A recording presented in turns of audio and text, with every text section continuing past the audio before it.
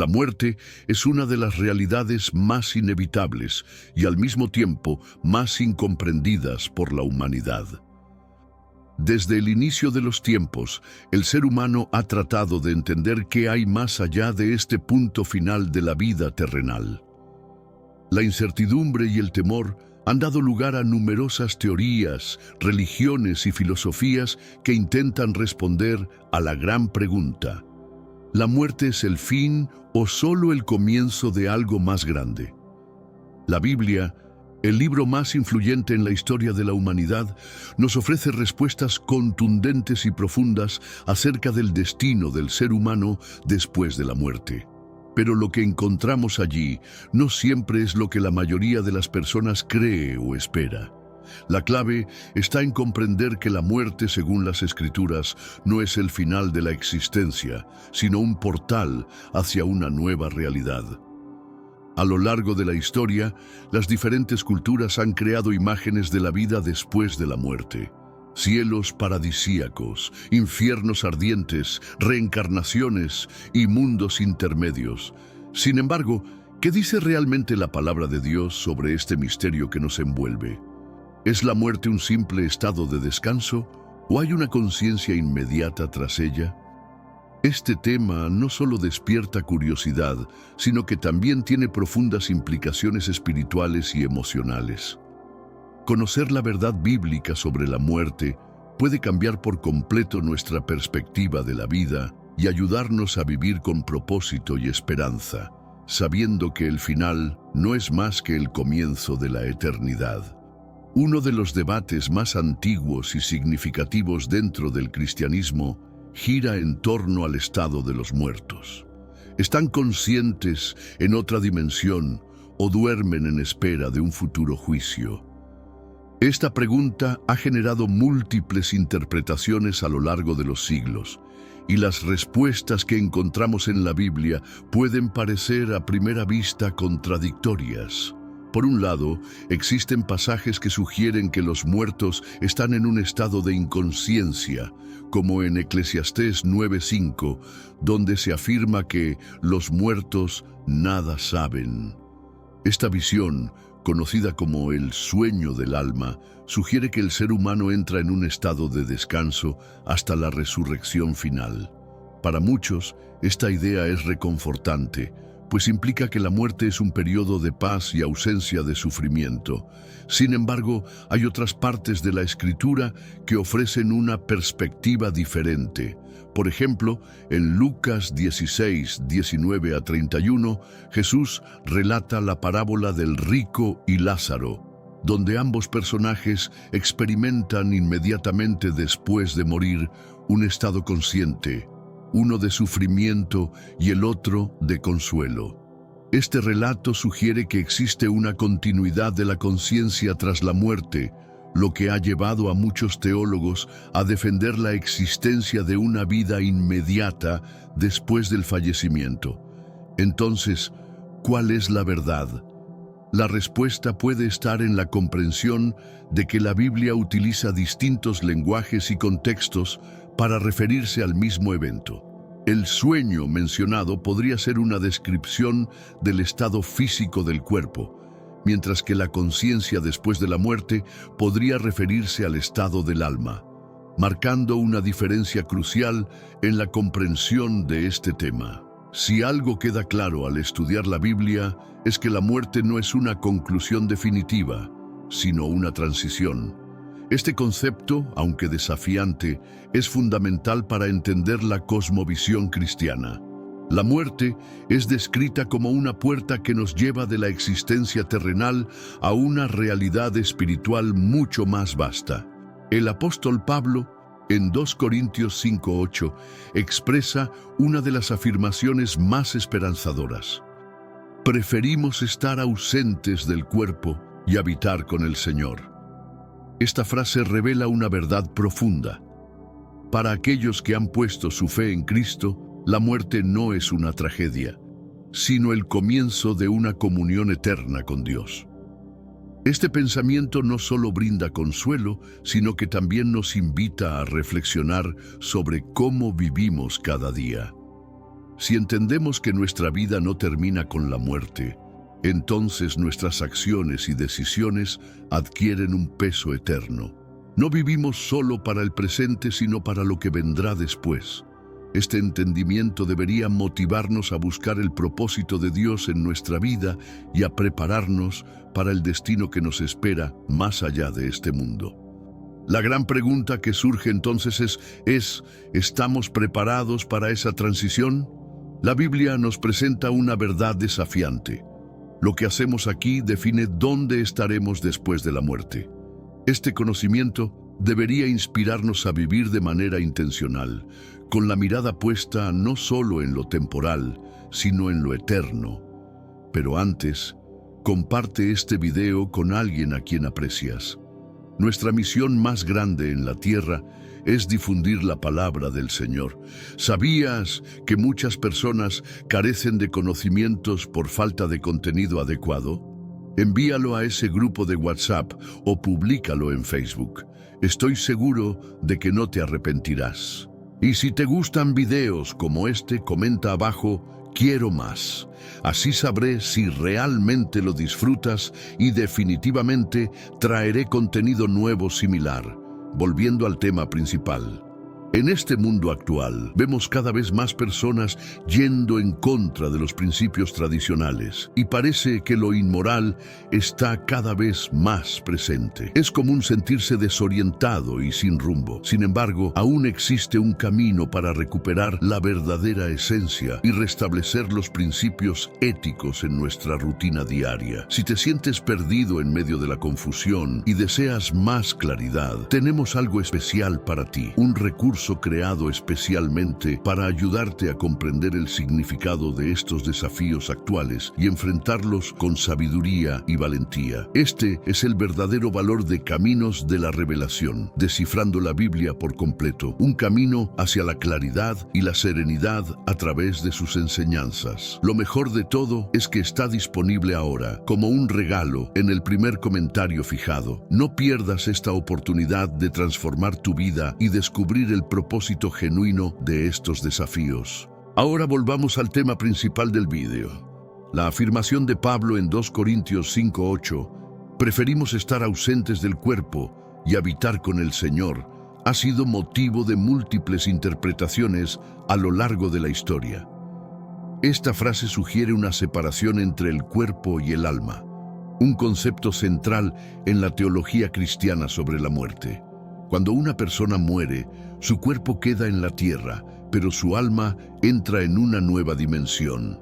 Para los creyentes, esta dimensión es la presencia de Dios, un lugar de paz y gozo eterno. Sin embargo, esto plantea una pregunta crucial.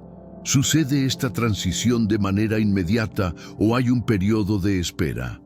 Algunos pasajes bíblicos sugieren que el alma va directamente a la presencia de Dios tras la muerte, mientras que otros parecen indicar una espera hasta la resurrección final. Lo que queda claro es que, para los salvos, la muerte no es una pérdida, sino una ganancia, como lo expresa Pablo en Filipenses 1:21. Para mí, el vivir es Cristo y el morir es ganancia. Esta visión cambia por completo nuestra percepción de la muerte. No es algo que debamos temer, sino una puerta que nos lleva a una comunión aún más íntima con el Señor.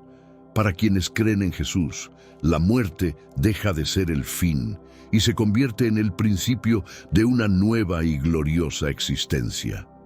La idea de que los muertos entran en un sueño del alma ha sido una de las interpretaciones más debatidas dentro del cristianismo. Esta teoría se basa en pasajes como Eclesiastés 9:5 y Daniel 12:2, que describen a los muertos como si estuvieran dormidos, esperando un despertar en el día del juicio.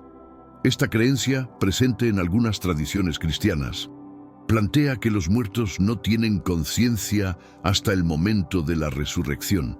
Sin embargo, otros estudiosos argumentan que este sueño es solo una metáfora para describir el estado del cuerpo, mientras el alma sigue viva en una dimensión espiritual. La parábola de Jesús sobre el rico y Lázaro contradice la idea de un estado de inconsciencia, pues muestra a ambos personajes en un estado consciente tras la muerte.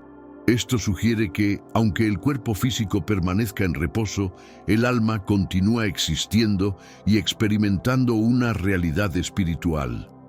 Entender esta diferencia es crucial para interpretar correctamente lo que sucede tras la muerte. Más allá de las teorías, lo que la Biblia nos muestra es que la vida continúa después de la muerte y nuestro destino depende de las decisiones que tomemos mientras estamos vivos. La parábola del rico y Lázaro, relatada por Jesús en Lucas 16, 19 a 31, es uno de los pasajes más enigmáticos y reveladores acerca del estado de los muertos. En esta historia se nos presentan dos personajes que, tras la muerte, viven realidades completamente opuestas. El rico en tormento y Lázaro, en el seno de Abraham, un lugar de consuelo. Este relato plantea una imagen clara de la conciencia inmediata tras la muerte, donde los muertos experimentan sufrimiento o paz según su vida terrenal. No se trata solo de una narración simbólica, sino de una advertencia espiritual sobre las consecuencias eternas de nuestras decisiones. Jesús usa esta historia para enfatizar la importancia de la vida presente, ya que después de la muerte no hay segunda oportunidad. Lo más impactante de esta parábola es el contraste entre el destino del rico y el de Lázaro. Mientras que en vida el rico disfrutaba de lujos y comodidades, tras la muerte sufre en un estado de separación total de Dios. Lázaro, en cambio, aunque vivió en pobreza y sufrimiento, es recompensado con una eternidad de paz y consuelo. Este pasaje nos deja una lección fundamental. Lo que hacemos en esta vida tiene consecuencias eternas. Jesús deja claro que tras la muerte hay una separación definitiva y que nuestras decisiones aquí definirán dónde pasaremos la eternidad. No es solo una historia, es una advertencia real y urgente.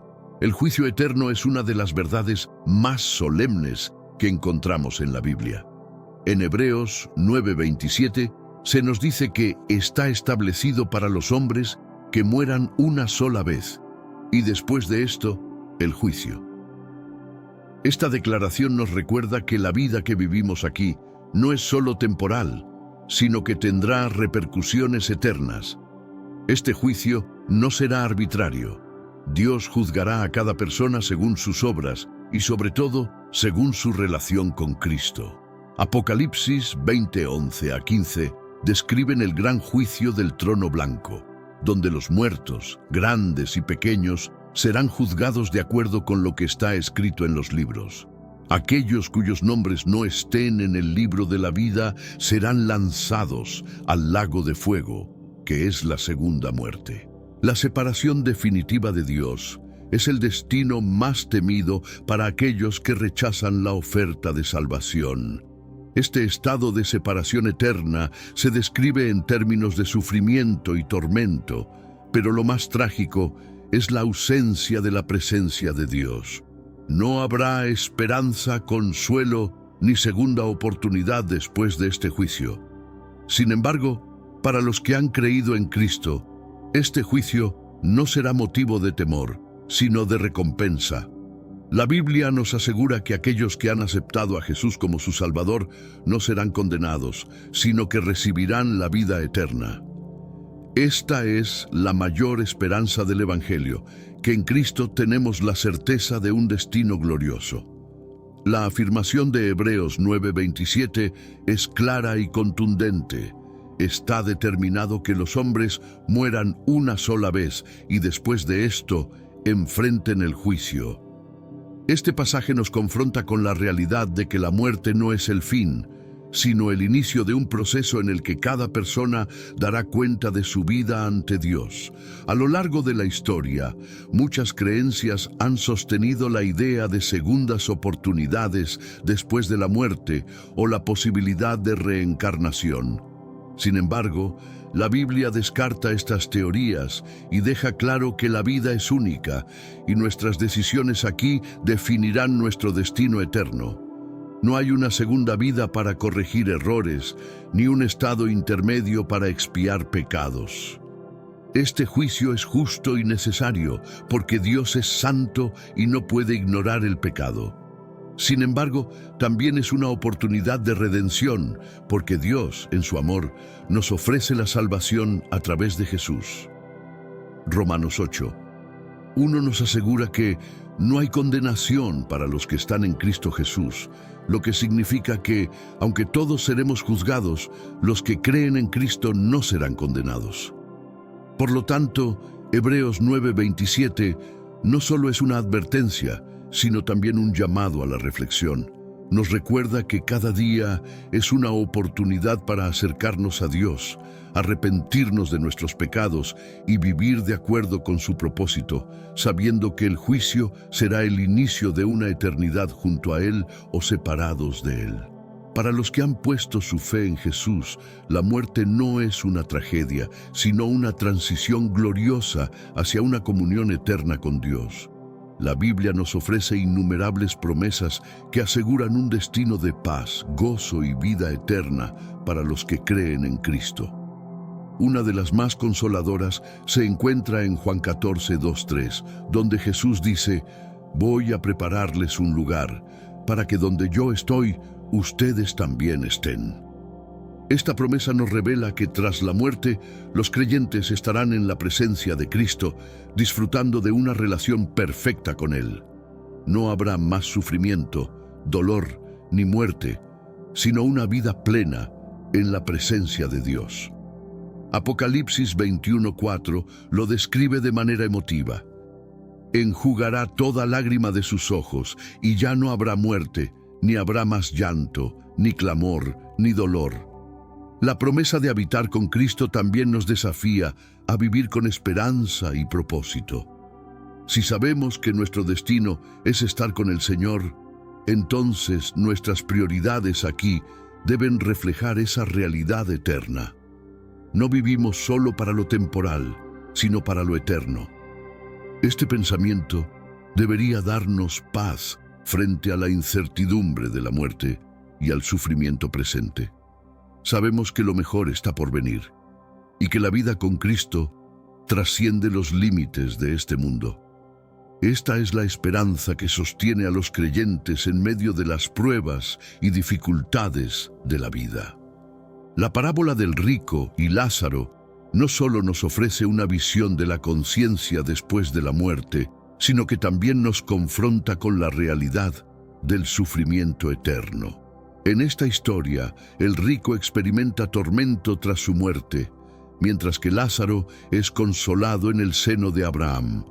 Esta imagen nos muestra una separación definitiva y un contraste radical entre el destino de los salvos y los perdidos.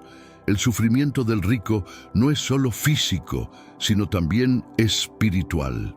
Se siente completamente separado de Dios, sin posibilidad de alivio o esperanza.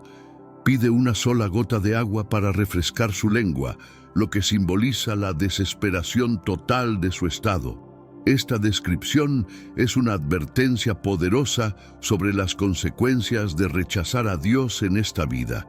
Jesús usa esta parábola para enseñarnos que nuestras decisiones en esta vida son definitivas. No habrá segundas oportunidades tras la muerte. El sufrimiento eterno no es un castigo arbitrario, sino el resultado de rechazar la oferta de salvación que Dios nos da a través de Jesús. Esta historia debería llevarnos a reflexionar sobre cómo estamos viviendo. ¿Estamos preparados para enfrentar la eternidad?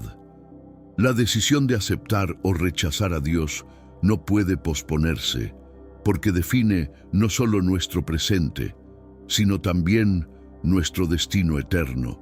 Apocalipsis 20:11-15 nos ofrece una de las imágenes más impactantes del juicio final, el gran trono blanco.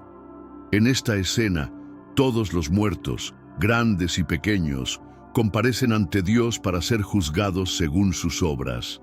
Aquellos cuyos nombres no están escritos en el libro de la vida son lanzados al lago de fuego, que es la segunda muerte.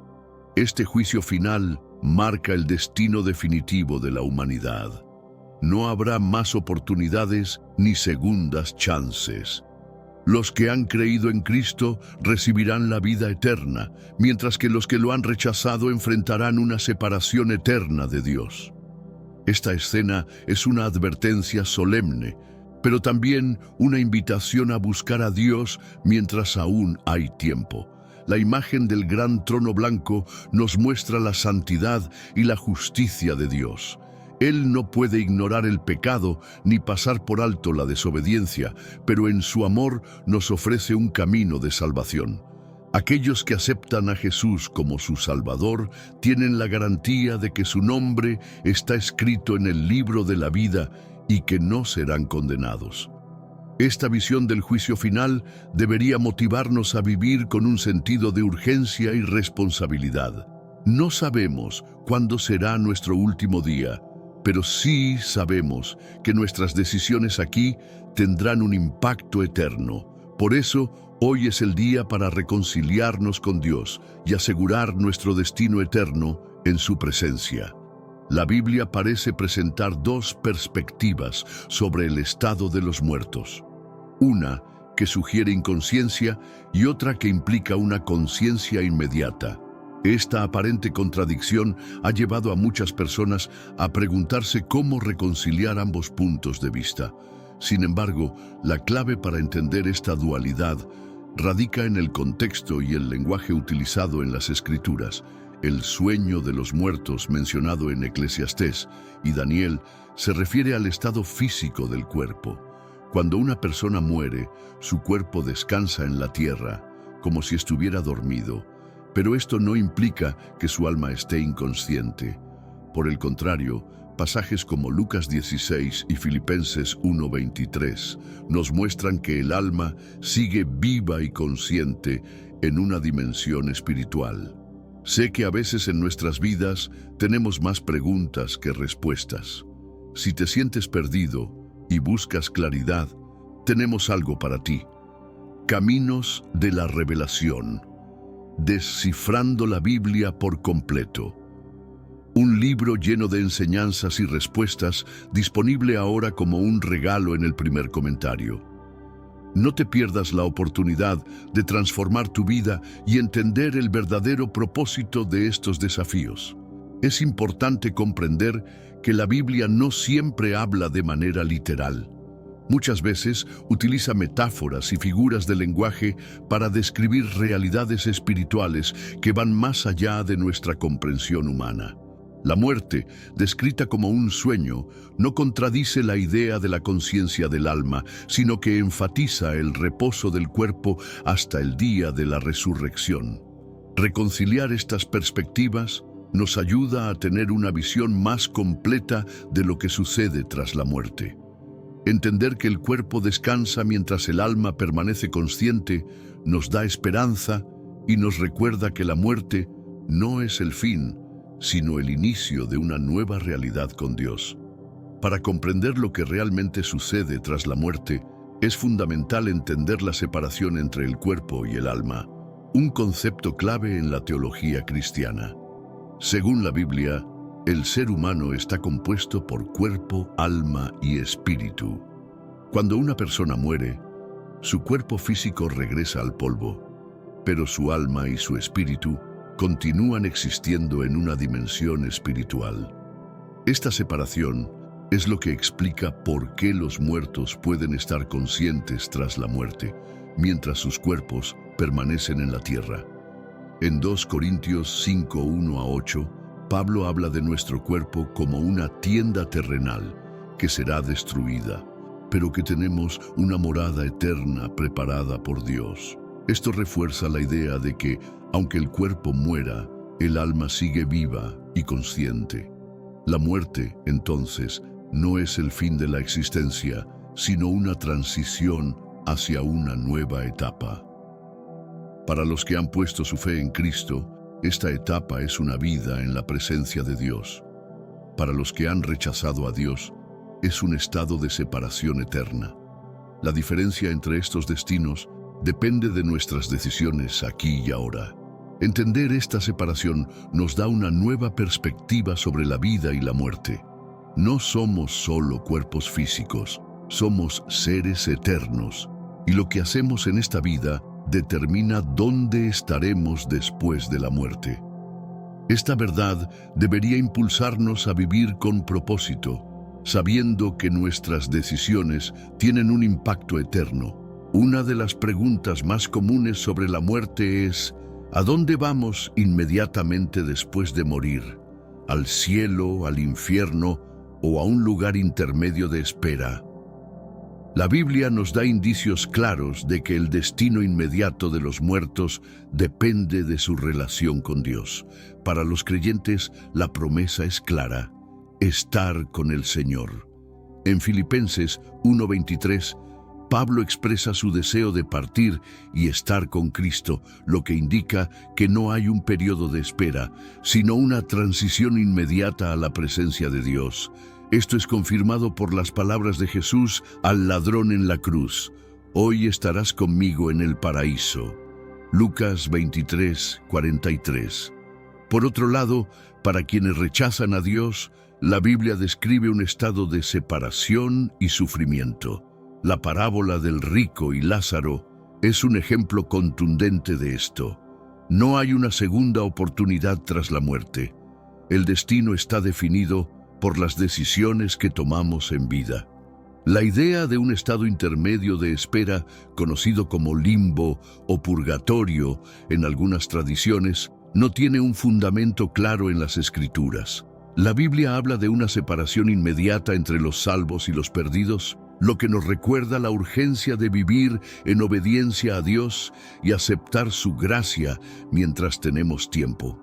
Las palabras de Jesús al ladrón en la cruz, registradas en Lucas 23:43, son una de las promesas más poderosas y consoladoras sobre el destino inmediato tras la muerte.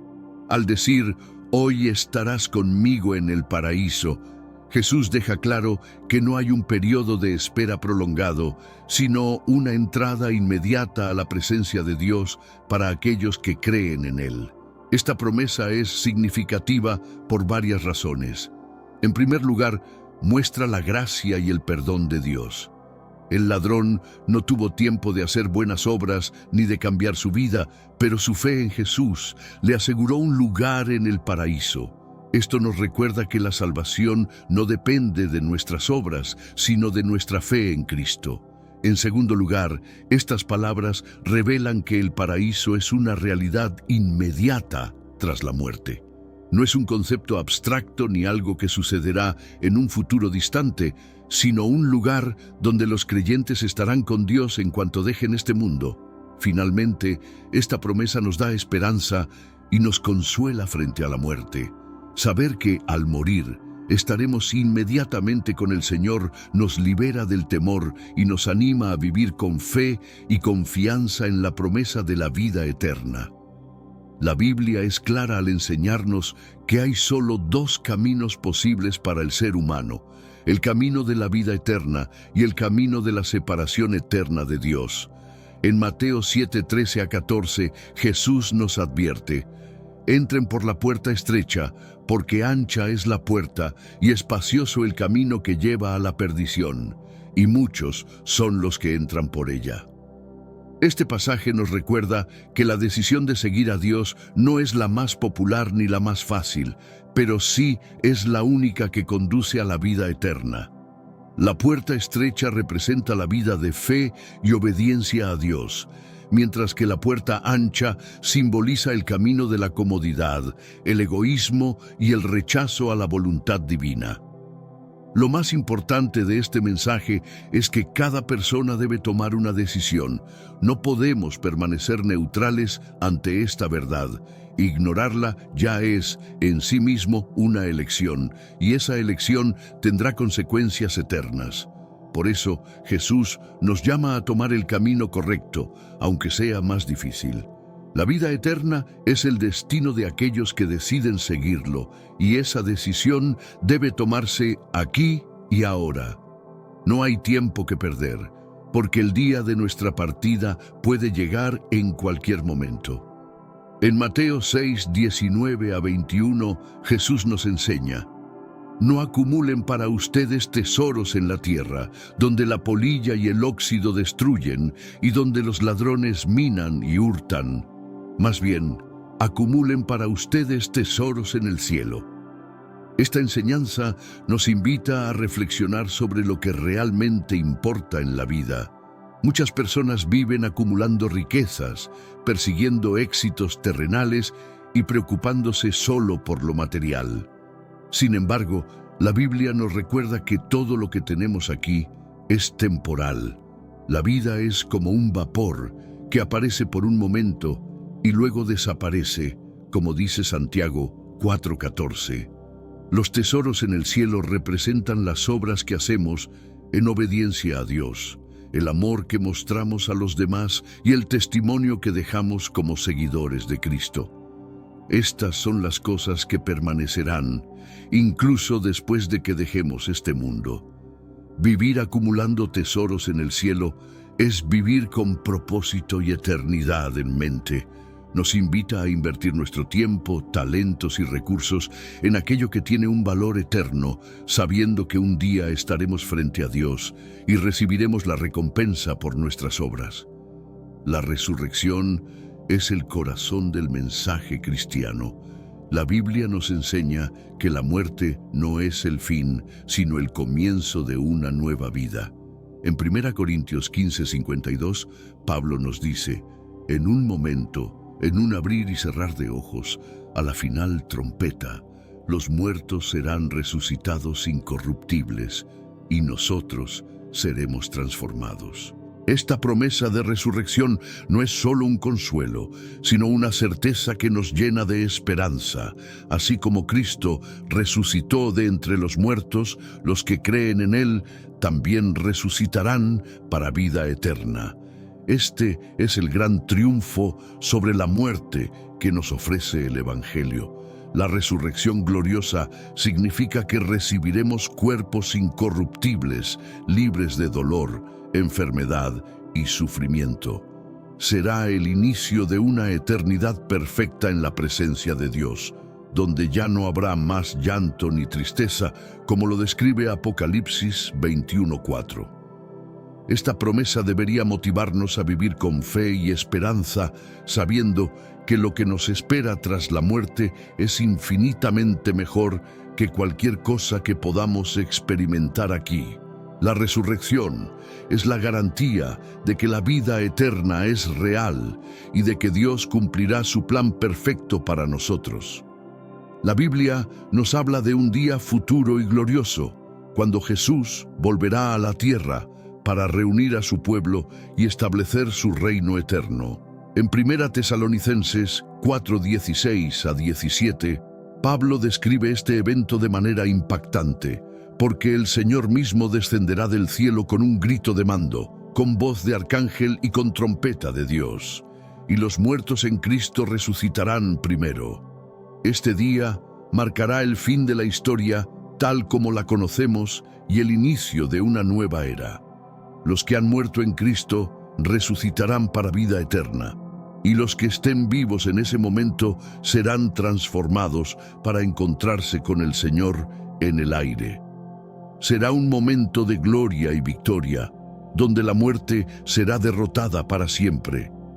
Este gran día de la resurrección también será un día de juicio para los que han rechazado a Dios. Aquellos que no han puesto su fe en Cristo enfrentarán el juicio y la separación eterna. Por eso, la Biblia nos llama a estar preparados, vigilantes y firmes en la fe, esperando con esperanza y expectativa el regreso de nuestro Señor. Vivir con la expectativa del regreso de Cristo nos motiva a mantenernos fieles y a perseverar en medio de las dificultades. Sabemos que lo mejor está por venir y que nuestra esperanza no está en este mundo, sino en la promesa de la vida eterna con Dios. Después de todo lo que hemos explorado, la gran pregunta que queda es: ¿cómo vamos a vivir a partir de ahora?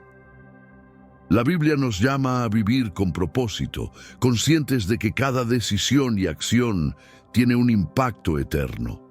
No podemos darnos el lujo de vivir como si esta vida fuera todo lo que existe, porque sabemos que hay una eternidad que nos espera. Jesús, en Mateo 25:21, nos da un poderoso mensaje de esperanza. Bien hecho, buen siervo y fiel. Fuiste fiel en lo poco, te pondré sobre lo mucho. Ven y participa en la alegría de tu Señor. Estas palabras son la meta de todo creyente, vivir de tal manera que al final de nuestra vida podamos escuchar este reconocimiento de parte de Dios. Vivir con propósito significa amar a Dios y al prójimo, predicar el Evangelio y ser luz en un mundo que necesita desesperadamente esperanza. Es invertir nuestro tiempo y recursos en aquello que tiene un valor eterno, sabiendo que lo que hacemos aquí tiene repercusiones en la eternidad.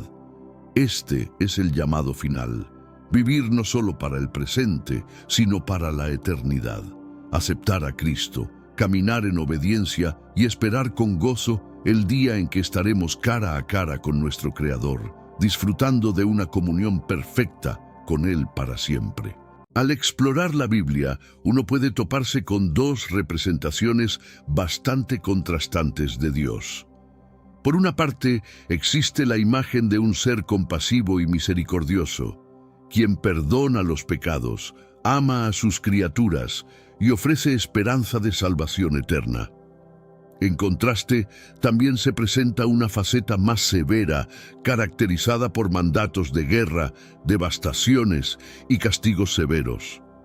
Este contraste puede hacerte sentir como si estuvieras descubriendo a dos entidades completamente distintas. ¿Podría ser que estás ante la presencia de una dualidad divina? Esta concepción de un Dios con dos naturalezas es un tópico profundamente debatido y polémico a lo largo de la historia religiosa. Tradicionalmente se ha enseñado que el Dios del Antiguo Testamento, conocido como Yahvé, es el mismo Dios del amor manifestado por Jesucristo en el Nuevo Testamento. Surge la interrogante, ¿y si esta no fuese la realidad completa?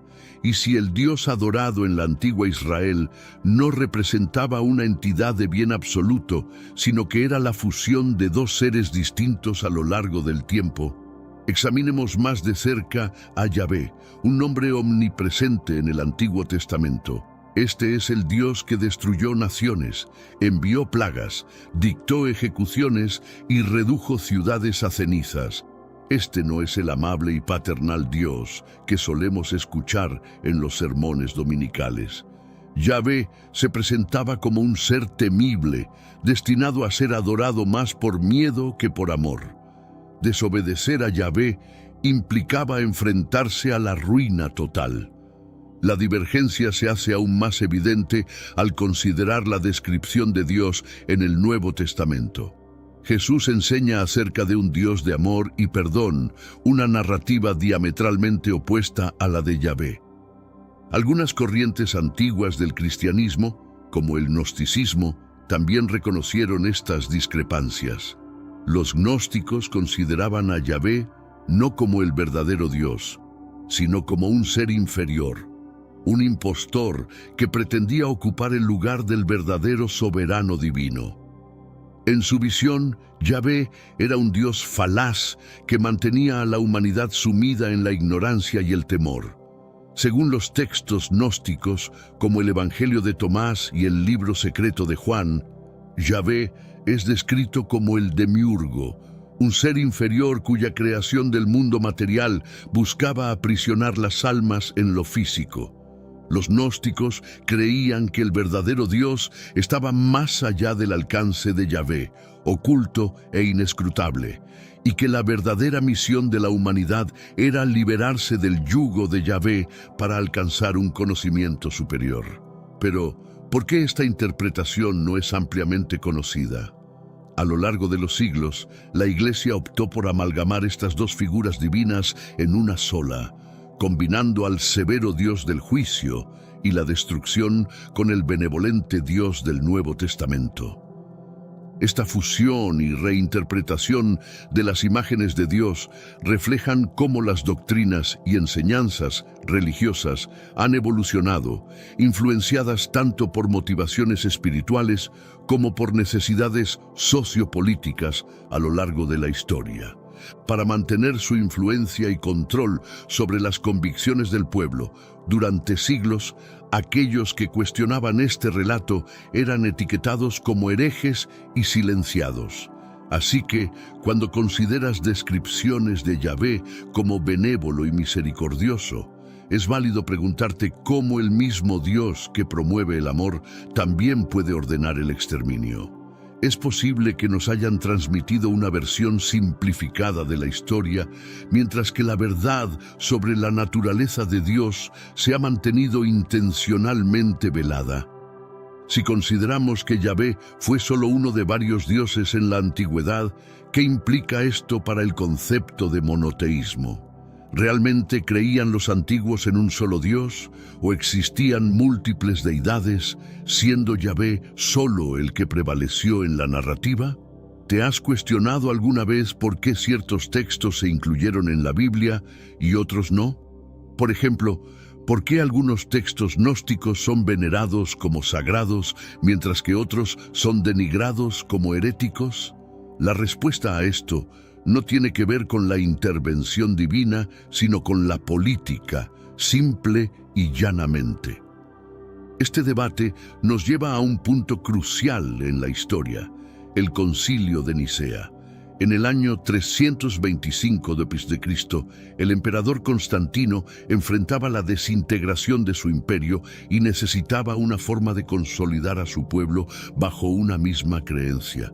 El cristianismo estaba cobrando fuerza, pero existían muchas interpretaciones diferentes. Algunos creían que Jesús era completamente divino, mientras que otros lo veían simplemente como un maestro sagrado. Diversas sectas presentaban a Jesús bajo una luz completamente distinta a la que conocemos hoy. Constantino vio una oportunidad para estandarizar la fe cristiana y con ello unificar su imperio. Por ello, convocó a una gran asamblea de obispos y líderes eclesiásticos en Nicea. En este mundo actual, vemos cada vez más personas yendo en contra de los principios tradicionales, y parece que lo inmoral está cada vez más presente. Es común sentirse desorientado y sin rumbo. Sin embargo, aún existe un camino para recuperar la verdadera esencia y restablecer los principios éticos en nuestra rutina diaria. Si te sientes perdido en medio de la confusión y deseas más claridad, tenemos algo especial para ti, un recurso creado especialmente para ayudarte a comprender el significado de estos desafíos actuales y enfrentarlos con sabiduría y valentía. Este es el verdadero valor de Caminos de la Revelación, descifrando la Biblia por completo, un camino hacia la claridad y la serenidad a través de sus enseñanzas. Lo mejor de todo es que está disponible ahora, como un regalo, en el primer comentario fijado. No pierdas esta oportunidad de transformar tu vida y descubrir el propósito genuino de estos desafíos.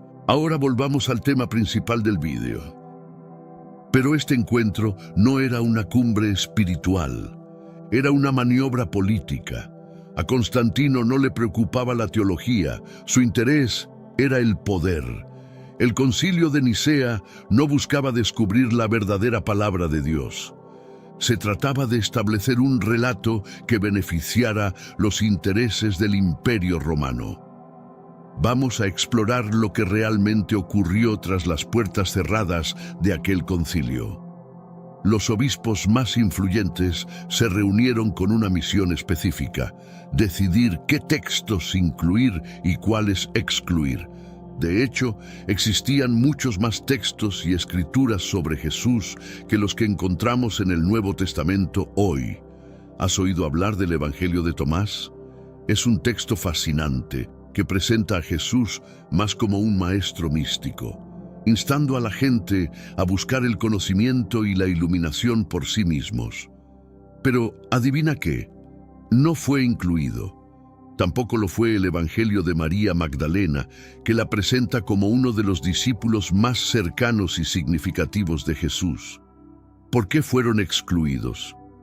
Porque no coincidían con la versión del cristianismo que Constantino deseaba promover, una en la que Jesús era visto como divino y humano, donde los líderes eclesiásticos poseían autoridad y cuestionar el relato oficial era impensable.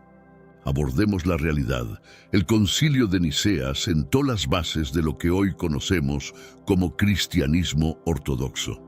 Sin embargo, este establecimiento de la ortodoxia no se centraba en la verdad, sino en el control.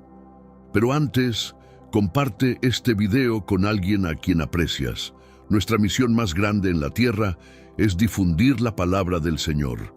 ¿Sabías que muchas personas carecen de conocimientos por falta de contenido adecuado? Envíalo a ese grupo de WhatsApp o públicalo en Facebook. Estoy seguro de que no te arrepentirás.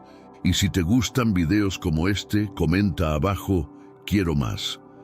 Así sabré si realmente lo disfrutas y definitivamente traeré contenido nuevo similar. Volviendo al tema principal, ideas consideradas revolucionarias y demasiado liberadoras fueron suprimidas para mantener a la gente en una posición de sumisión, prefiriendo seguidores obedientes a pensadores libres. Se seleccionaron cuidadosamente aquellos textos que respaldaban su visión y se desacreditaron los demás como herejías. El concilio liderado por Constantino no solo determinó qué libros se incluirían en la Biblia, sino que también formuló doctrinas como el Credo Niceno, que delineaba las creencias que los cristianos estaban obligados a aceptar. Conceptos como la Trinidad, la unión del Padre, el Hijo y el Espíritu Santo como uno solo, se solidificaron durante este concilio. Antes de Nicea, no todos los cristianos aceptaban la idea de la Trinidad, pero tras el concilio, negar la Trinidad se convirtió en herejía. ¿Y qué sucedió con los textos y creencias alternativas que no fueron incluidos? Se les persiguió y destruyó sistemáticamente. Grupos como los gnósticos se vieron forzados a ocultarse para proteger sus escritos sagrados. Otros, como los cátaros, fueron aniquilados por la Iglesia. Todo esto se hizo en nombre de una verdad impuesta. Pero esta verdad no era más que una narrativa controlada por quienes ostentaban el poder. La Biblia, tal como la conocemos, es el resultado de una agenda política meticulosamente orquestada. Fue conformada, moldeada y editada para ajustarse a una narrativa específica que beneficiaba a los poderosos. Durante 2000 años, esta versión ha sido promulgada como la única verdad. Pero, ¿y si la verdadera historia de Jesús, la verdadera naturaleza de Dios, se encuentra en esos textos que fueron rechazados, ocultados o destruidos? Aquí es donde la historia se vuelve aún más fascinante. Algunos de estos textos perdidos han empezado a resurgir. En la década de 1940 se descubrió en Egipto una colección de escritos antiguos llamada Biblioteca de Nag Hammadi. Entre estos estaban numerosos textos gnósticos que habían estado escondidos durante siglos, incluidos el Evangelio de Tomás y el Evangelio de Felipe. Estos documentos presentan una visión radicalmente diferente de Jesús, Dios y la esencia de nuestra existencia, una visión que fue deliberadamente suprimida por el Concilio de Nicea. Así que cuando alguien afirma que la Biblia es la palabra infalible de Dios, cabe preguntarse, ¿a cuál versión de la palabra de Dios se refieren? ¿A la que Constantino y sus obispos seleccionaron cuidadosamente para respaldar su agenda? ¿O a la verdad completa y sin censura que ha permanecido inaccesible durante más de 2 milenios? Imagina todo lo que sabes sobre el creador del universo, el Dios de la Biblia, ¿verdad? ¿Y si te dijera que ciertos grupos antiguos no creían que este Dios era el creador supremo? ¿Y si pensaban que este Dios era en realidad un ser corrupto, incluso malvado, que atrapaba a la humanidad en una realidad distorsionada? Suena increíble, ¿verdad? Pero eso es precisamente lo que creían los gnósticos. Entonces, ¿quiénes eran estos gnósticos? Eran un grupo de cristianos tempranos que tenían una perspectiva completamente diferente sobre el Dios de la Biblia.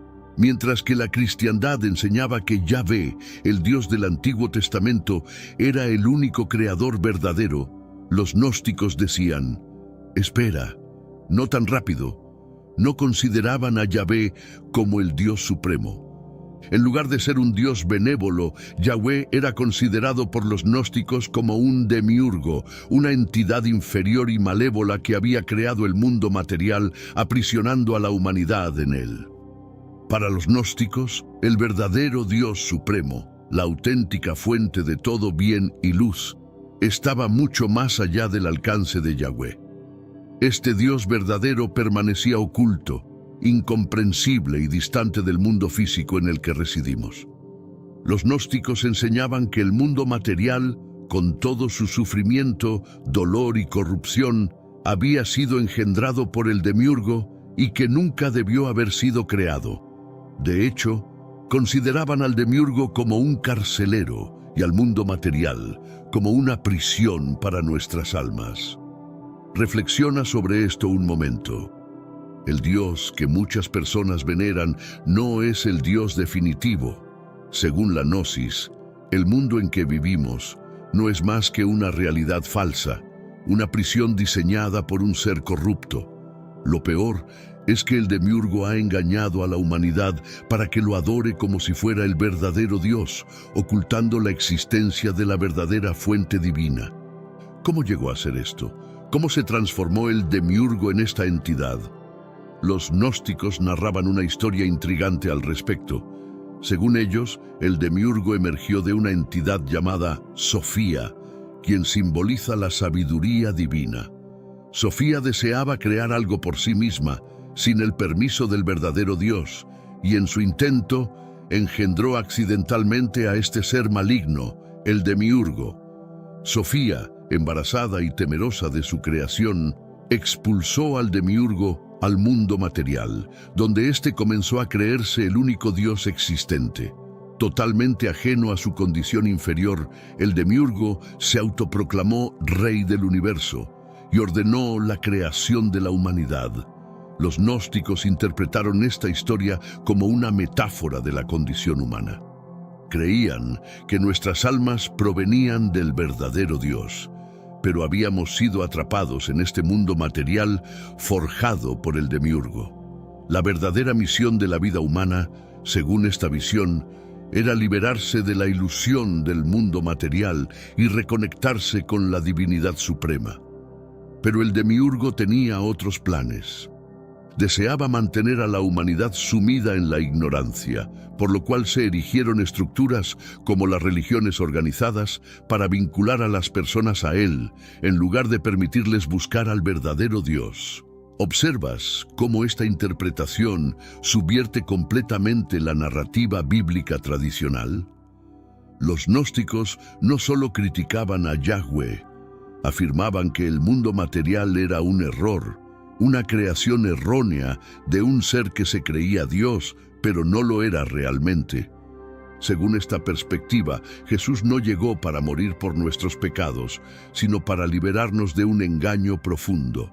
En los escritos gnósticos, Jesús se revela como un mentor espiritual cuya misión era guiar a la humanidad fuera de la opresión del demiurgo y llevarla hacia el verdadero reino divino.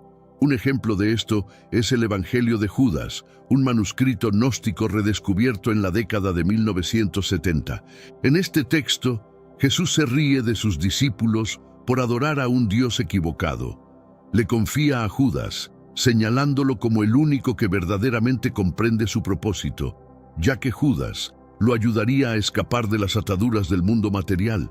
Este Jesús dista mucho del que se predica en las iglesias convencionales. En este relato, Jesús sabe que Yahvé, el Dios del Antiguo Testamento, es solo un impostor. Estas no eran meras ideas marginales. El gnosticismo fue un movimiento significativo en los primeros tiempos del cristianismo. Existieron comunidades completas de cristianos que suscribieron a esta interpretación alternativa de la fe. Sin embargo, como ya se mencionó con el Concilio de Nicea, la Iglesia establecida eventualmente tachó estas creencias de heréticas. Los textos gnósticos fueron destruidos y sus seguidores perseguidos. La Iglesia no podía tolerar la propagación de la idea de un Dios falso, ya que esto hubiera socavado completamente su autoridad. Después de todo, si el Dios al que adoraban no era el verdadero Dios, entonces toda su estructura de poder se desmoronaría. Aquí surge una inquietante pregunta. ¿Y si fuera verdad?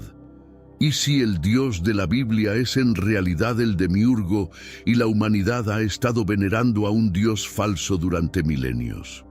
¿Y si el verdadero Dios sigue oculto, esperando que despertemos y veamos más allá de la ilusión? Aunque parezca sacado de una película de ciencia ficción, estas eran creencias auténticas de personas reales, personas que fueron silenciadas por la Iglesia antigua porque sus ideas eran consideradas demasiado subversivas. Y lo más sorprendente es que ahora, tras siglos de estar ocultos, estos textos están siendo redescubiertos. Si pensabas que la historia era intensa hasta ahora, prepárate, porque estamos a punto de adentrarnos en uno de los capítulos más oscuros y sangrientos de la historia religiosa.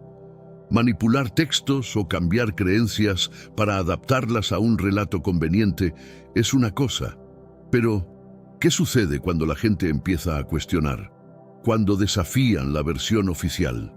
La Iglesia tenía una solución simple: silenciarlos, y no mediante debates o diálogos. No, cuando la Iglesia identificaba una amenaza, recurría al fuego, el acero y el terror.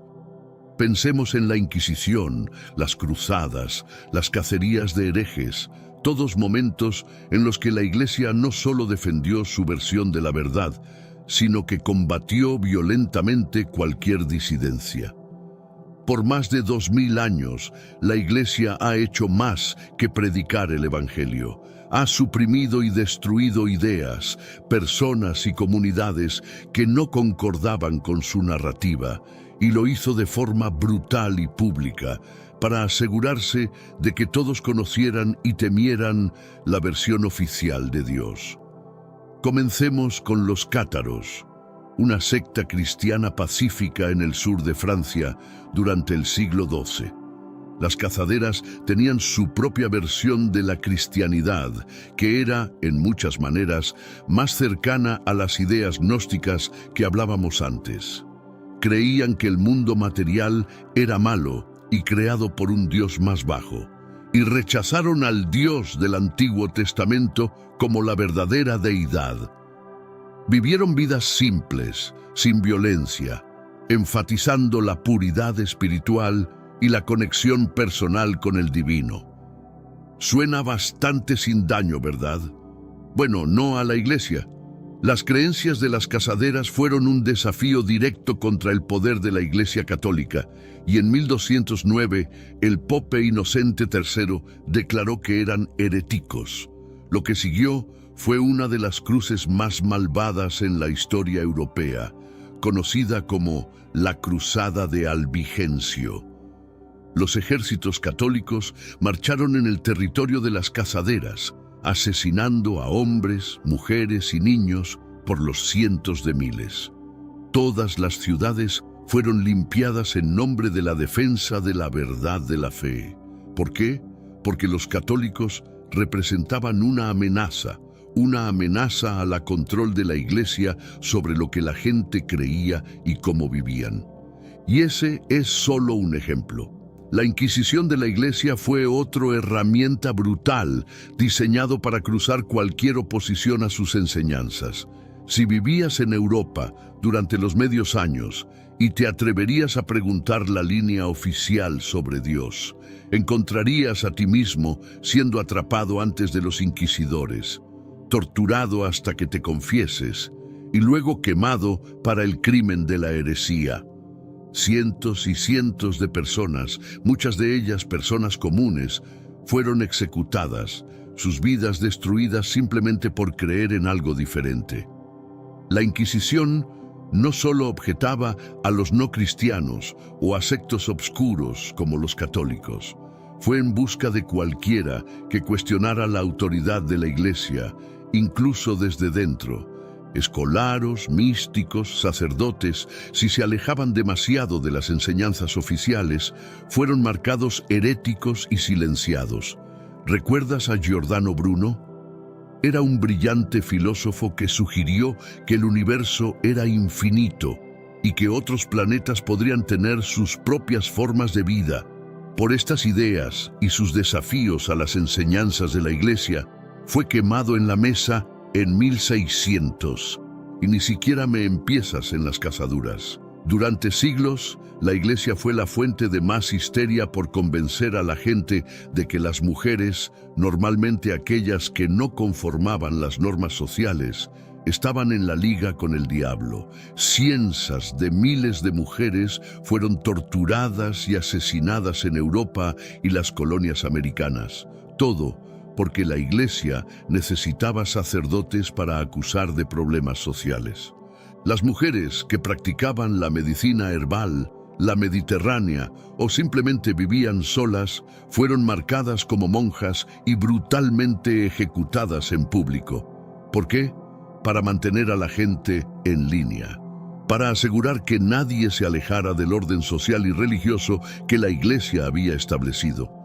La institución eclesiástica no se enfocaba en defender la verdad, sino en custodiar su autoridad, que era intrínsecamente débil. Por siglos vivió con el temor constante de perder su influencia sobre el pueblo.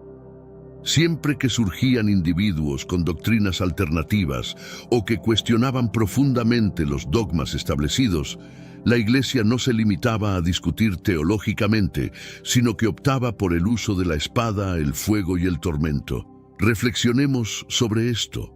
¿Por qué una entidad se vería forzada a recurrir a métodos tan drásticos si realmente se considerase portadora de la verdad absoluta? Si la confianza de la Iglesia en su interpretación de Dios y la Escritura fuese firme, ¿por qué existiría la necesidad de aniquilar la disidencia? ¿Por qué optar por el silencio en vez del diálogo? La realidad es que la autoridad eclesiástica estaba cimentada más en la intimidación que en la revelación divina. El temor a la insurgencia, el pánico ante la pérdida de control y el terror frente a las perspectivas divergentes son palpables. Es imperativo reconocer que este acto de opresión continúa resonando hoy día. La historia del trato violento de la Iglesia hacia las opiniones divergentes ha instaurado una cultura donde la autoridad religiosa es vista con sospecha, donde la gente teme desviarse de lo prescrito. Sin embargo, las doctrinas que fueron suprimidas, ya sean católicas, gnósticas o consideradas heréticas, representaron un combate por la emancipación espiritual. Consideremos la narrativa de Lucifer, conocido como el ángel caído, el insurgente, vilipendiado por su osadía de desafiar a Dios. Pero reconsideremos, ¿y si hemos malinterpretado esta historia completamente? ¿Y si Lucifer no es el antagonista de esta historia? Su nombre, portador de luz o estrella de la mañana, sugiere una posible malinterpretación fundamental. Esta designación nos invita a cuestionar si realmente simboliza la maldad. ¿No parece contradictorio que el supuesto emblema del mal sea llamado portador de luz? ¿Podría ser que, en realidad, Lucifer simbolizara un tipo de iluminación distinto, tal como el conocimiento y la conciencia, una luz que desvela verdades ocultas? Revisitemos el relato del Jardín de Edén. Tradicionalmente se considera que la serpiente, frecuentemente vinculada con Lucifer, incitó a Adán y Eva a desobedecer a Dios, lo cual condujo a su destierro. No obstante, reconsideremos qué les ofrecía realmente la serpiente.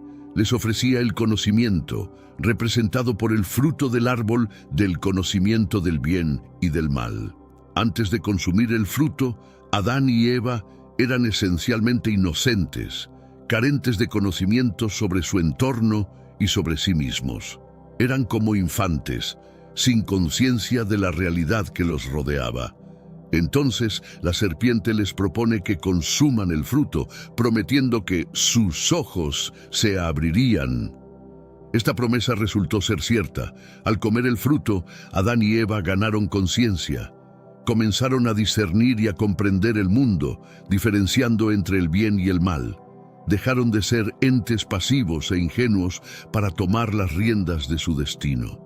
¿Fue esto verdaderamente perjudicial? ¿O era precisamente lo necesario para que la humanidad avanzara, evolucionara y comprendiera su realidad? En muchas culturas antiguas, la figura del iluminador, tal como Prometeo, es vista como beneficiosa. Prometeo en la mitología griega hurtó el fuego de los dioses para otorgárselo a los humanos, entregando así conocimiento, poder e independencia. A pesar de ser castigado por los dioses, en los ojos de la humanidad es visto como un héroe, un emblema de la lucha contra la opresión. ¿Podría Lucifer ser una figura similar? Reflexionemos un momento. En el relato bíblico de la caída, es Dios quien establece las normas y exige sumisión.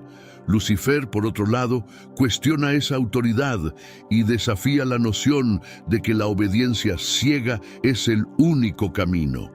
Él propone que hay más en la vida que simplemente acatar órdenes. Nos habla de conocimiento, sabiduría y libertad. Desde este punto de vista, la insurrección de Lucifer no trata sobre el mal, sino sobre el desafío a la autoridad, sobre liberar a la humanidad de un sistema que nos mantiene en la ignorancia. Pero la historia se profundiza aún más. Dentro de ciertas corrientes gnósticas, Lucifer no se percibe como maléfico en absoluto. Al contrario, es visto como un liberador, aquel que intentó rescatar a la humanidad del yugo de Demiurgo, el engañoso dios que forjó el mundo material. En estos relatos, Demiurgo es el auténtico antagonista, no Lucifer. Los gnósticos consideraban que Lucifer buscaba ayudar a los humanos a escapar de la prisión del mundo material y despertar a una realidad espiritual superior. La narrativa tradicional eclesiástica nos ha hecho creer que la sumisión a Dios es la máxima bondad y que rebelarse contra Él es el peor de los males. Pero, ¿y si la verdad es más matizada? ¿Y si rebelarse no es inherentemente malo? ¿Y si cuestionar la autoridad, buscar conocimiento y elegir la libertad en lugar de la sumisión es lo que realmente nos define como humanos? Si esto fuera así, entonces la caída de Lucifer no sería un error, sino una revelación. Discutamos cómo este cambio de perspectiva podría alterar nuestra comprensión de la moralidad. Durante siglos, la Iglesia ha predicho que la rebelión de Lucifer fue el pecado supremo, el momento definitorio del mal. Pero si empezamos a considerar a Lucifer como el portador de luz, aquel que empoderó a la humanidad para avanzar por sí misma, entonces la narrativa cambia por completo. ¿Es realmente la obediencia la mayor de las virtudes? ¿O es el valor de buscar la verdad, incluso desafiando la autoridad, lo que nos libera verdaderamente? Piénselo. En un mundo donde cuestionar la autoridad es visto a menudo como subversivo, donde se espera que la gente siga las reglas sin hacer demasiadas preguntas, la historia de Lucifer se convierte en un símbolo radicalmente distinto. No es solo el antagonista de la Biblia, sino un ícono de la libertad intelectual y espiritual, un llamado a liberarnos de un sistema que intenta mantenernos en la penumbra. Sé que a veces en nuestras vidas tenemos más preguntas que respuestas. Si te sientes perdido y buscas claridad, tenemos algo para ti. Caminos de la Revelación, descifrando la Biblia por completo. Un libro lleno de enseñanzas y respuestas, disponible ahora como un regalo en el primer comentario. No te pierdas la oportunidad de transformar tu vida y entender el verdadero propósito de estos desafíos. Quizás sea por esta razón que la Iglesia ha trabajado arduamente durante 2 milenios para retratarlo como el antagonista definitivo. Una figura que simboliza la interrogación, la insurgencia y la búsqueda de conocimiento. Representa una amenaza real para cualquier estructura de control establecida. Aquí llega el punto más disruptivo. Si replanteamos el rol de Lucifer, entonces toda la estructura tradicional de bien y mal comienza a desmoronarse. No se trata simplemente de la obediencia versus la rebeldía, sino de comprender el verdadero significado de estos conceptos. Quizás el verdadero mal no radica en cuestionar la autoridad, sino en seguirla ciegamente. Tal vez el auténtico mal no es la rebeldía, sino la sumisión a un sistema que nos mantiene en ignorancia. ¿Alguna vez se han preguntado por qué la Biblia que conocemos hoy es tan selectiva?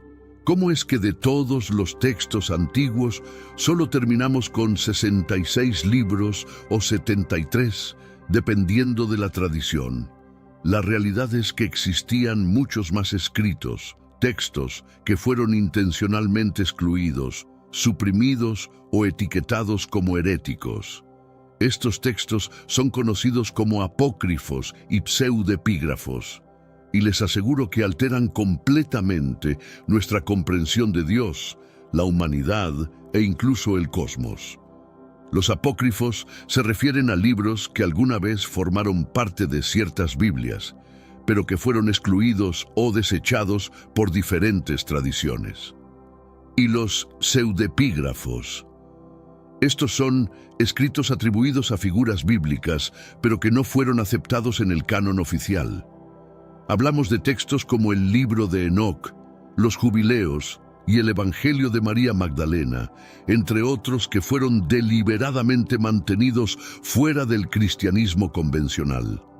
Comencemos con el libro de Enoc, pues realmente cambia la perspectiva.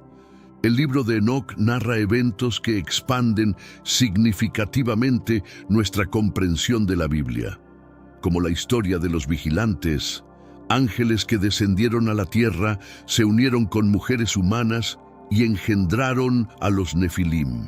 Sí, han oído bien, ángeles procreando con humanos. Suena a ciencia ficción, pero estas narrativas eran ampliamente reconocidas en las tradiciones judías y cristianas antiguas. Entonces, ¿por qué esta historia no está al frente y al centro en tu Biblia? Porque la Iglesia decidió que era demasiado extraña, demasiado polémica y complicada de explicar.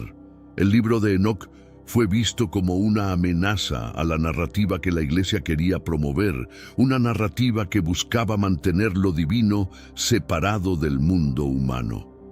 Pero lo cierto es que la historia de Enoc fue ampliamente aceptada en su tiempo.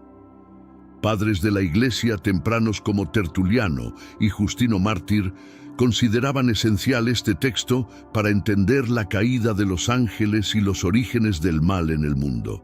Incluso Judas, uno de los libros del Nuevo Testamento, cita directamente de Enoc. Sin embargo, la Iglesia optó por ocultar este texto. ¿Por qué? Porque presenta una batalla cósmica que hace que el ámbito espiritual parezca mucho más caótico y complicado que la simple historia de Dios contra Satanás a la que estamos acostumbrados. Y luego está el Evangelio de María Magdalena, un texto que desafía profundamente la forma en que hemos sido enseñados a pensar sobre el rol de las mujeres en la cristiandad antigua. En este Evangelio, María Magdalena es presentada como una de los discípulos más cercanos a Jesús, alguien con un conocimiento espiritual incluso superior al de Pedro, uno de los apóstoles masculinos más destacados. De hecho, hay un episodio en el que Pedro reta directamente su autoridad, incapaz de aceptar que una mujer pudiera alcanzar un nivel espiritual tan elevado. Este documento destaca el papel fundamental de las mujeres en los orígenes del movimiento cristiano. No obstante, a la Iglesia esto no le agradó. No podían tolerar una historia en la que las mujeres ejercieran influencia o tuvieran conocimiento sagrado. Así, el Evangelio de María fue rechazado, catalogado como herético y ocultado durante siglos. Sin embargo, estos escritos no son solo relatos históricos, son transformadores. Cuestionan los cimientos de lo que se nos ha enseñado sobre Dios, Jesús y el funcionamiento del cosmos. Consideremos el Evangelio de Tomás como ejemplo. Este no sigue un formato narrativo como los evangelios de Mateo, Marcos, Lucas y Juan. En su lugar, ofrece una colección de enseñanzas atribuidas a Jesús que promueven la introspección y el despertar espiritual.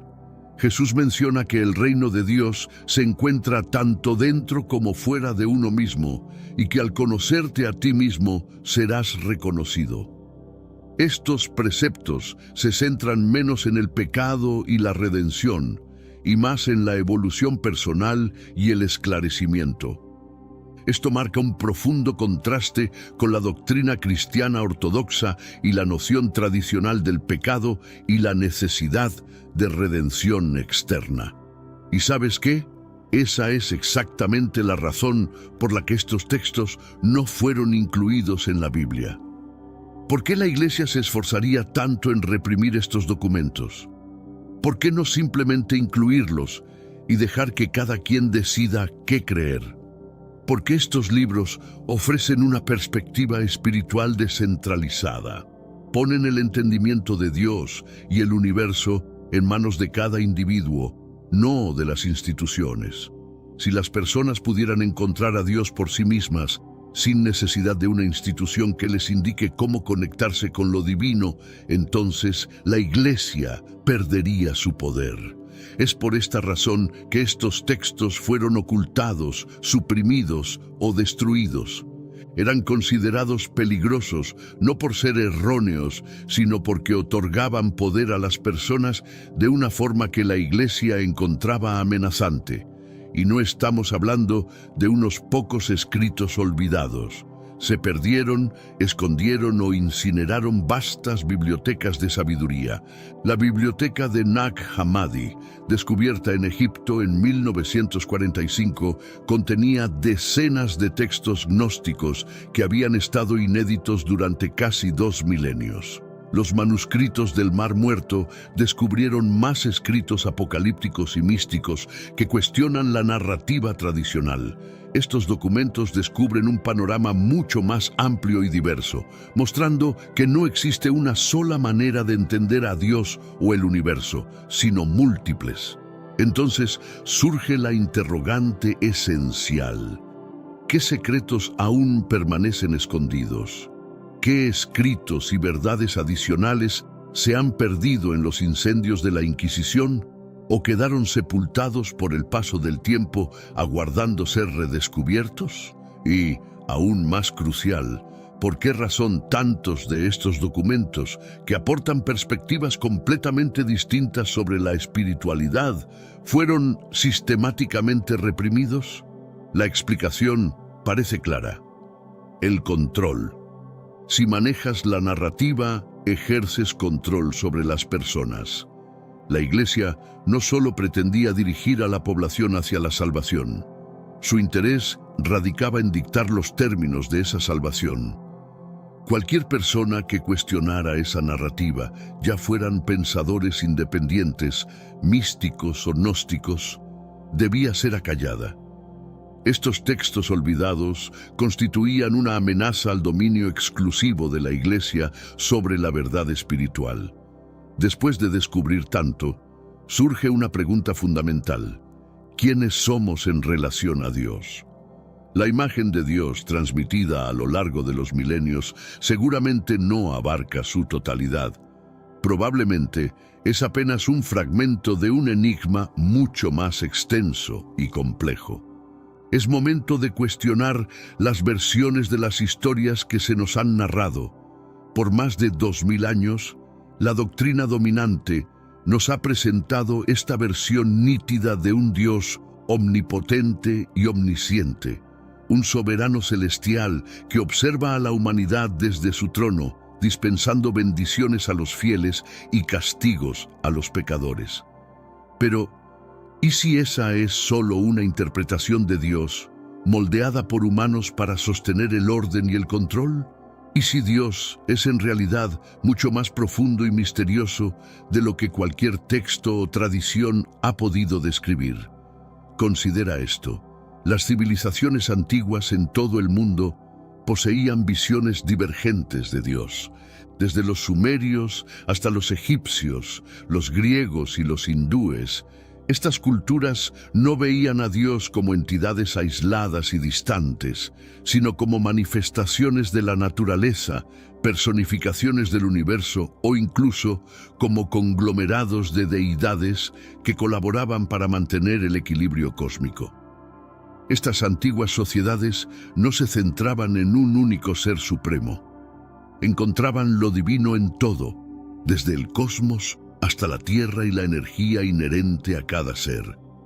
Esto nos lleva a reflexionar. ¿Ha restringido la visión moderna de Dios nuestra comprensión de lo divino?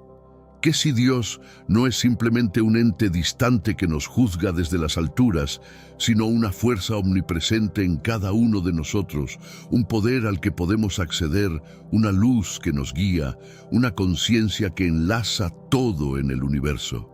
Esta concepción no pertenece únicamente a las espiritualidades modernas, está arraigada en la sabiduría ancestral y en algunas de las enseñanzas cristianas más antiguas, antes de que fueran suprimidas por las autoridades eclesiásticas. Los gnósticos, por ejemplo, creían que cada ser humano albergaba una esencia divina en su interior, un fragmento del Dios verdadero confinado al mundo material, listo para ser despertado. Esa esencia divina no era algo que pudiera ser regulado por una iglesia o un clero, sino que cada individuo tenía la capacidad de descubrirla por sí mismo. Y cuando piensas en ello, resulta una idea revolucionaria para cualquiera que desee mantener control sobre las creencias populares. Porque si puedes encontrar a Dios en tu interior, si no necesitas una institución que te oriente sobre cómo vincularte con lo divino, entonces el sistema de control establecido empieza a colapsar. ¿Y si Dios no es solo una presencia interna, sino algo que supera nuestro entendimiento? Se nos ha enseñado que Dios posee rasgos humanos como el amor, la ira o los celos, emociones que comprendemos. Tal vez Dios sea una entidad tan vasta y misteriosa que nuestra mente humana apenas logra captar su esencia. Puede que Dios no intervenga en nuestro día a día de la forma en que hemos llegado a creer.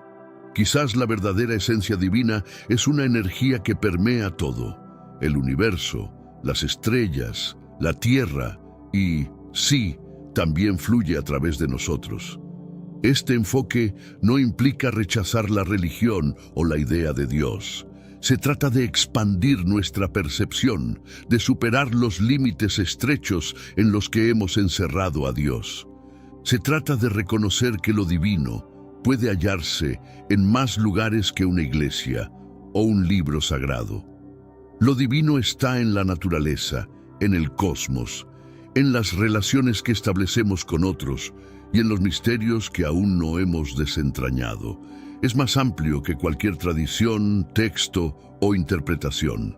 Entonces, ¿cuál es el siguiente paso? Eso depende de nosotros. Después de milenios siendo instruidos sobre qué creer, quizás ha llegado el momento de volver a plantear las grandes preguntas. Tal vez sea tiempo de cuestionar las narrativas impuestas y buscar lo divino de maneras que resuenen con nuestra propia vivencia del mundo. Al final, la verdad sobre Dios no se encuentra en un único libro o doctrina. Podría ser algo que debemos descubrir por nosotros mismos, a través de la exploración, la reflexión y el vínculo con el entorno que nos rodea. Y esa es la travesía en la que todos participamos, en busca de la verdad, aunque sea densa, compleja y a veces incómoda. La noción de Dios ha evolucionado significativamente a lo largo de las épocas y culturas, lo que ha llevado a una diversidad de interpretaciones y comprensiones sobre lo divino. En muchas tradiciones, Dios no se ve como una entidad única y omnipotente, sino como una pluralidad de fuerzas que coexisten y se manifiestan de diferentes maneras. Este punto de vista se encuentra en muchas religiones politeístas y panenteístas, donde la divinidad se percibe en múltiples aspectos de la naturaleza y la vida cotidiana. En contraste con la imagen de un Dios personal y antropomórfico prevalente en muchas interpretaciones judeocristianas, algunas filosofías orientales como el budismo y el taoísmo presentan una visión más abstracta de lo divino. En estas, el foco se desplaza hacia un estado de ser o conciencia universal sin personificación específica, lo que sugiere una aproximación más integradora y menos dogmática a la espiritualidad. La física moderna y la cosmología también han influenciado nuestra comprensión de Dios, proponiendo que las leyes fundamentales del universo podrían reflejar una inteligencia o un orden divino. Este enfoque, a veces denominado panteísmo científico, contempla a Dios no como un creador externo, sino como sinónimo del universo mismo y sus leyes inmanentes. Además, la psicología ha explorado cómo la concepción de Dios afecta al comportamiento y bienestar humano. Estudios han mostrado que la forma en que las personas visualizan a Dios como amoroso o punitivo puede tener un impacto profundo en su salud mental y emocional. Esto subraya el poder de las creencias religiosas en la configuración de nuestras experiencias vitales y relaciones interpersonales. En el contexto sociopolítico, la imagen de Dios ha sido utilizada tanto para justificar actos de compasión y unidad como de división y conflicto. Por ejemplo, ciertos regímenes han manipulado la figura de lo divino para legitimar políticas opresivas o guerras, mientras que movimientos de liberación han adoptado conceptos teológicos para promover la justicia social y la equidad. El estudio comparativo de las religiones revela que conceptos similares de un ser supremo o fuerza creadora emergen de forma independiente en culturas aisladas alrededor del mundo. Esto ha llevado a algunos teólogos y antropólogos a proponer que la creencia en alguna forma de Dios es una característica intrínseca y universal de la psique humana, posiblemente una faceta evolutiva vinculada a la cohesión social o a la necesidad de dar sentido al mundo. La literatura y el arte han reflejado y moldeado nuestra percepción de Dios a través de los siglos, utilizando la figura divina como un vehículo para explorar temas de existencia, moralidad y el humano en sí. Desde las tragedias griegas hasta la novela moderna, la representación de lo divino ha servido para interrogar los límites del conocimiento humano y la ética. Por último, el intercambio cultural y la globalización están llevando a un sincretismo religioso cada vez mayor, donde las ideas de diferentes tradiciones se entremezclan y reformulan. Esto está dando lugar a nuevas formas de espiritualidad y prácticas religiosas que pueden incorporar elementos de varias creencias, reflejando un mundo cada vez más interconectado y plural. Esta evolución continua de la imagen de Dios sugiere que nuestra búsqueda de lo divino es dinámica y adaptativa, respondiendo a las necesidades espirituales cambiantes de la humanidad, por la que la Biblia etíope fue censurada. ¿Por qué la mayoría de nosotros tenemos una Biblia de 66 libros, a diferencia de otras como la Biblia etíope? La Biblia es un libro histórico, pero a diferencia de cualquier otro libro de historia disponible en una biblioteca pública, la historia de la Biblia comienza con la creación del mundo y termina con el fin de los tiempos. Ningún otro libro de historia cubre una gama tan amplia de eventos en la Tierra. El misterio de la Biblia etíope comienza con su propia existencia. ¿Por qué un texto tan antiguo y venerado no es tan conocido como otras versiones de la Biblia? La respuesta a esta pregunta está profundamente entrelazada con la historia y la política de la Iglesia cristiana primitiva. La exclusión de ciertos textos y la inclusión de otros han sido decisiones que han moldeado la percepción y la aceptación de la Biblia en todo el mundo. Pero antes de continuar, comparte este video con alguien que amas, ya sea a través de WhatsApp o incluso Facebook. Nuestra mayor misión como creyentes es difundir la palabra del Señor a la mayor cantidad de personas posible. Y si te gustan estudios como este, comenta abajo, quiero más. De esta manera, sabré realmente si debo o no seguir subiendo nuevos vídeos. Una razón es que nadie estuvo presente al principio para presenciar y documentar estos eventos, por lo que nadie puede escribir el inicio de nuestro mundo con autoridad. En la primera parte, la historia de la Biblia etíope ha intrigado a muchos por su contenido único y rica tradición. A diferencia de otros cánones bíblicos, la Biblia etíope contiene 88 libros, incluidos el libro de Enoc, el libro de los Jubileos y varios otros textos. Esta versión de la Biblia incluye rollos antiguos tanto del Antiguo como del Nuevo Testamento, algunos de los cuales nunca se han visto en otro lugar.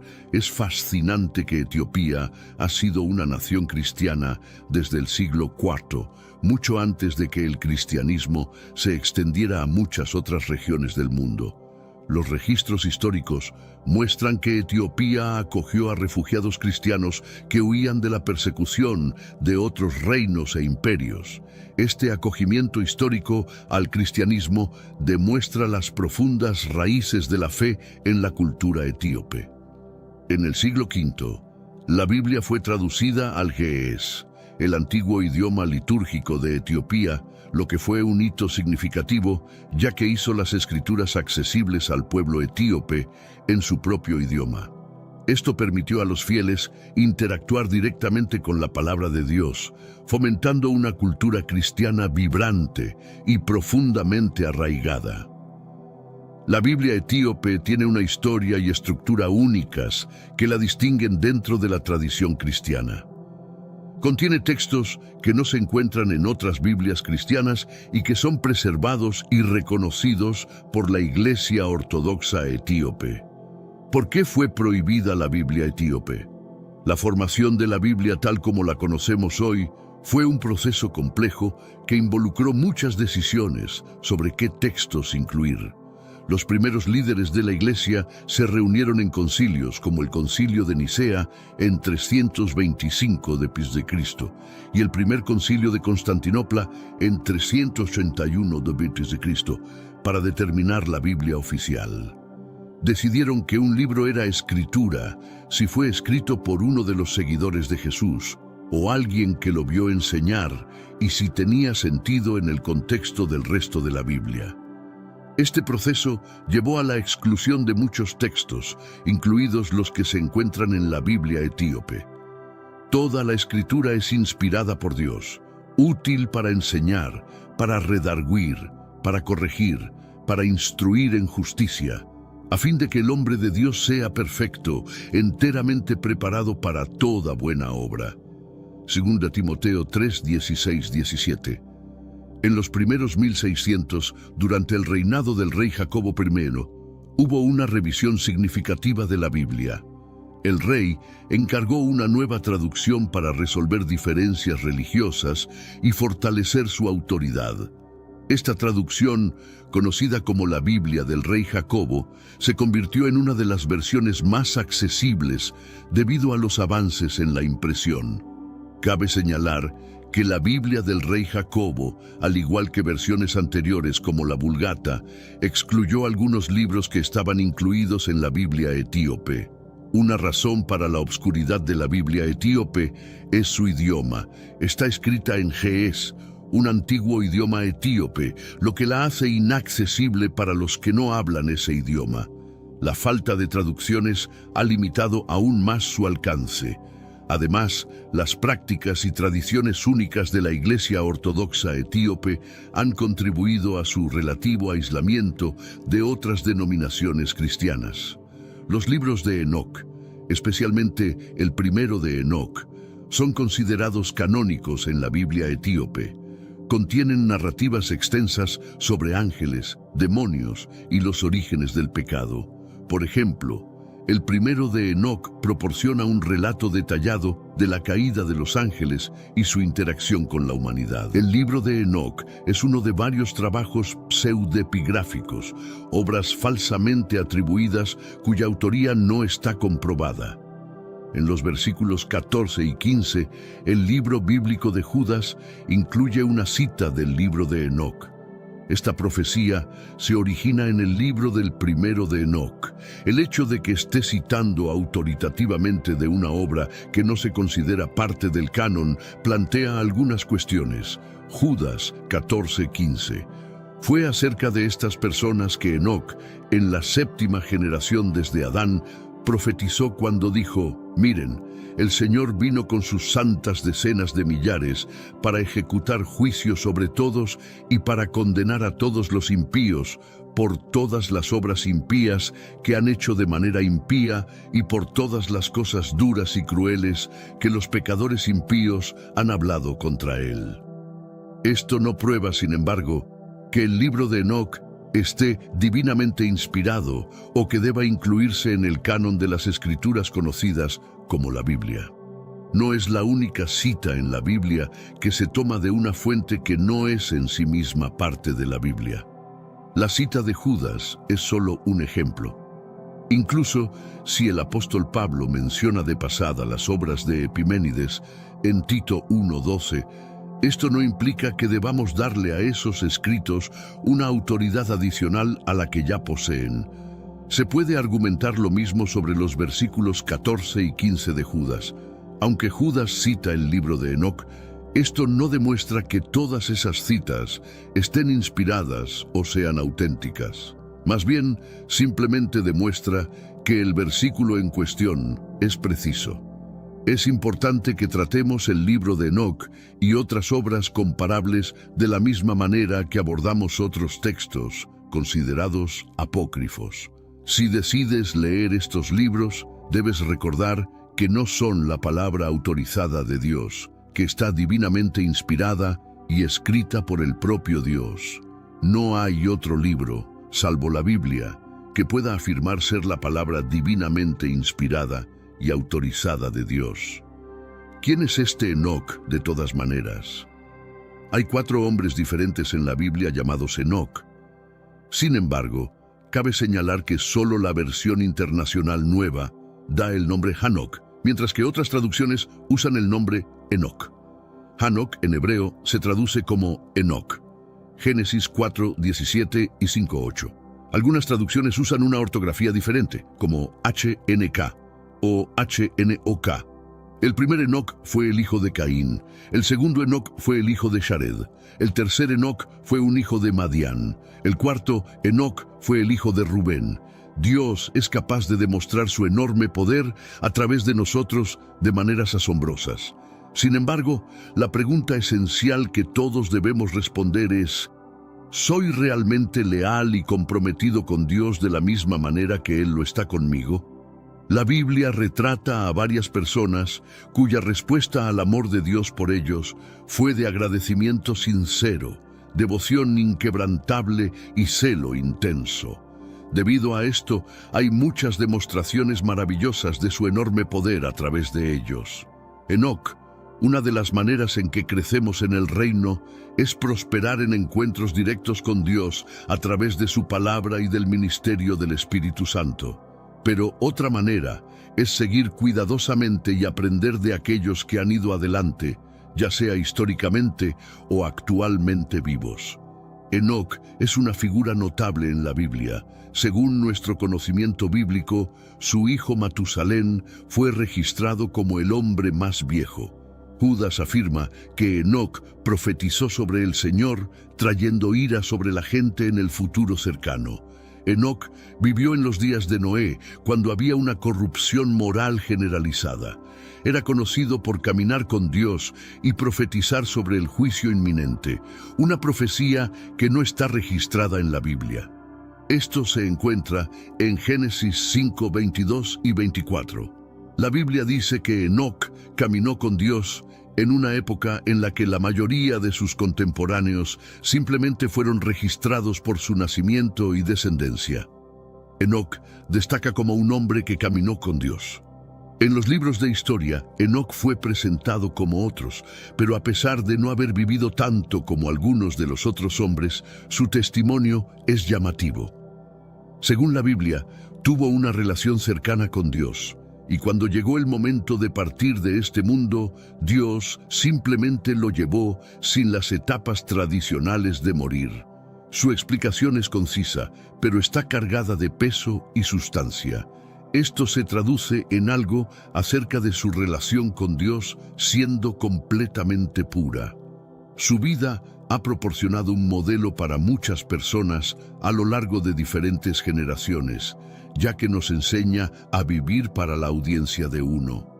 Nos imparte este conocimiento de manera sutil, sabiendo que si perseguimos una comunión profunda con Dios, con todo nuestro corazón, tendremos un encuentro fresco con Dios como resultado de nuestros esfuerzos. El caso de Enoc fue el primer rapto documentado, porque Dios simplemente lo tomó. Es posible que la comunión alcanzó un nivel tan alto que la presencia de Dios simplemente lo envolvió y lo llevó. Hebreos 11, 5, 6.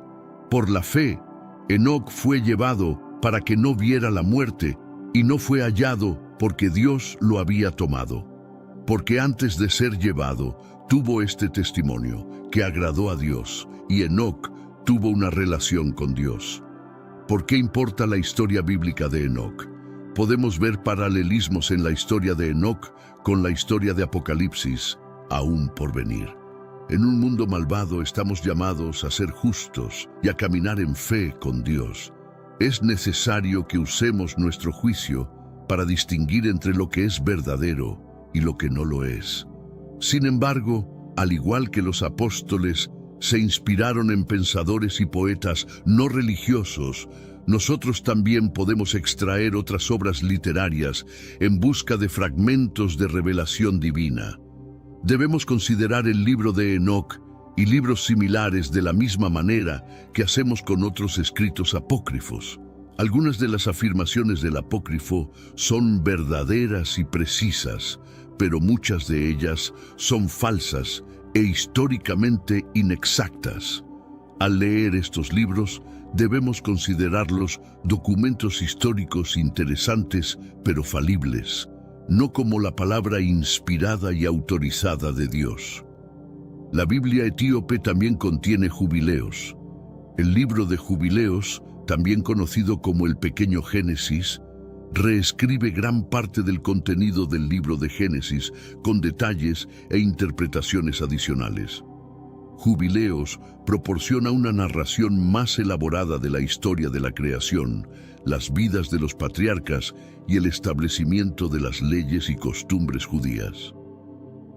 Este libro ofrece conocimientos particularmente sobre la naturaleza del pecado y el papel de los ángeles en la historia humana.